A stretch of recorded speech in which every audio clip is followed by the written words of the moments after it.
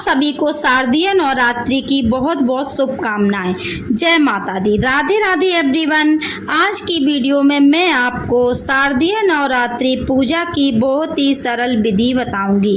पूरी पूजा मैं आपके सामने करके दिखाऊंगी ताकि आपको पूजा विधि में कोई कंफ्यूजन ना रहे। पहले दिन हमें स्थापना कैसे करनी है और पूजा कैसे करनी है, चलिए वीडियो शुरू करते हैं। सबसे पहले तो नवरात्रि के पहले हम स्नान आदि करने के बाद एक चौकी लगाएंगे। चौकी पर लाल रंग का वस्त्र बिछा लेंगे। उसके बाद चावल का आसन देकर हम माता रानी के स्वरूप को विराजमान करेंगे। माता रानी की फोटो या मूर्ति जो भी आपके पास हो उनको विराजमान कर दीजिएगा।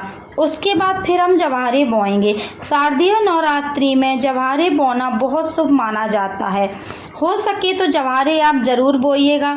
जवारे बोने के लिए आप मिट्टी का कुंडा ले सकते हैं या कोई थाली प्लेट भी ले सकते हैं। उसमें मिट्टी भर लेंगे, थोड़े जौ हम डाल देंगे। जो पात्र हमने लिया है, जो प्लेट हमने ली है, उसमें कलावा बांध देंगे और तिलक कर देंगे। इस तरह हम जवारे बोते हैं। जवारे की ये प्लेट आप वैसे तो कहीं भी चौकी पर रख सकते हैं। अगर आप जवारे के कुंड के ऊपर कलश की स्थापना कर रहे हैं तो माता रानी के राइट हैंड की तरफ ही रख सकते हैं। हम कलश स्थापना करेंगे तो मिट्टी का मैंने कलश ले लिया है। इस पर मौली बांध ली, स्वास्तिक बना लिया, गंगा जल डाल दिया। फिर हम इसे शुद्ध जल से भर लेंगे।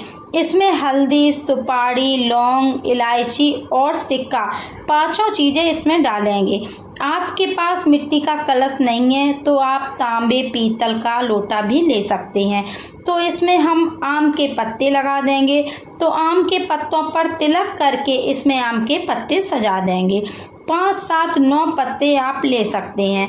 अब हमें क्या करना है, जटा वाला नारियल लेना है। नारियल पर तिलक करके लाल कपड़ा बांध देंगे। लाल कपड़ा ना हो तो आप चुनरी भी बांध सकते हैं।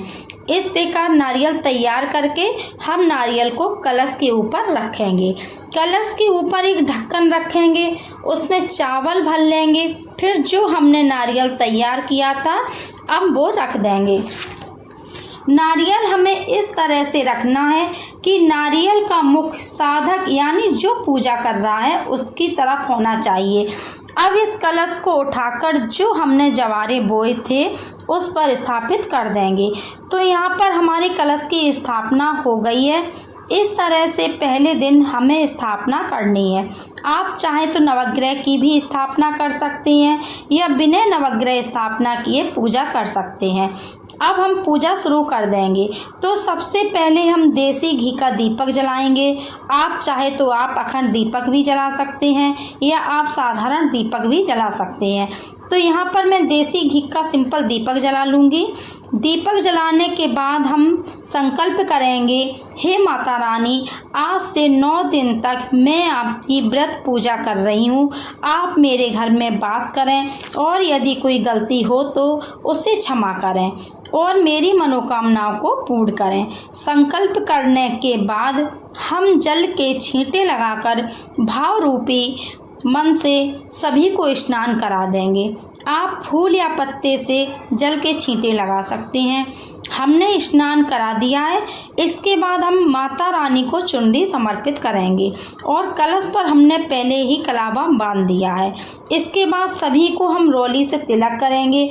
माता रानी को, दिए को, कलश को, सभी को हम तिलक करेंगे। उसके बाद फिर हम अक्षत यानी चावल समर्पित कर देंगे। फिर हम फूल समर्पित करेंगे। जो भी फूल आपको मिल जाए वो आप समर्पित कर सकते हैं।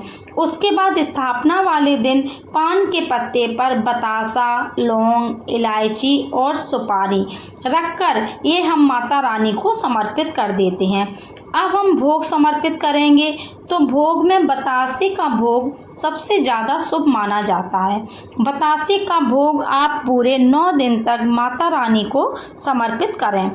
इसके बाद पंचमेवे, फल, ये सब भोग हम समर्पित कर देंगे। इसके साथ ही पूजा में हमें 1 लोटा जल जरूर समर्पित करना है। जल के बाद ही भोग पूर्ण होता है, तो जल हम जरूर समर्पित करेंगे। तो अगर आप दुर्गा सप्तशती का पाठ करते हैं या कोई और किताब पढ़ते हैं तो वो आप इस टाइम कर सकते हैं।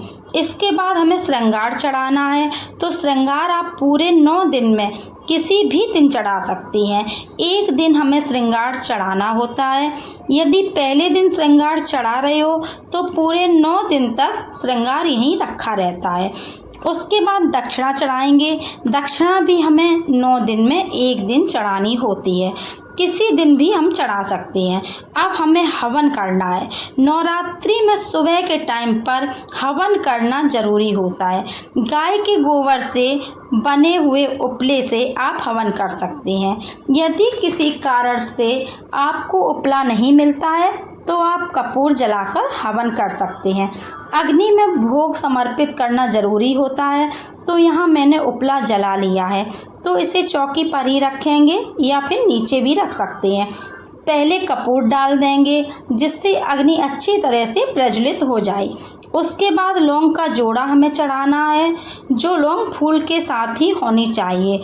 2 लौंग घी में डिप करके एक साथ हम चढ़ाएंगे।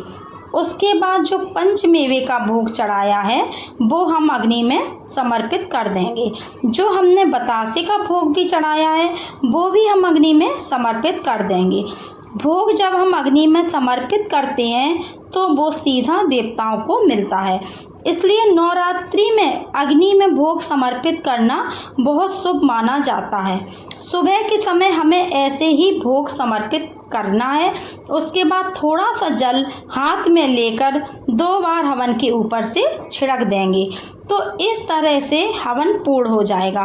फिर हम धूप दीप दिखाएंगे और प्रेम पूर्वक माता रानी की आरती करेंगे।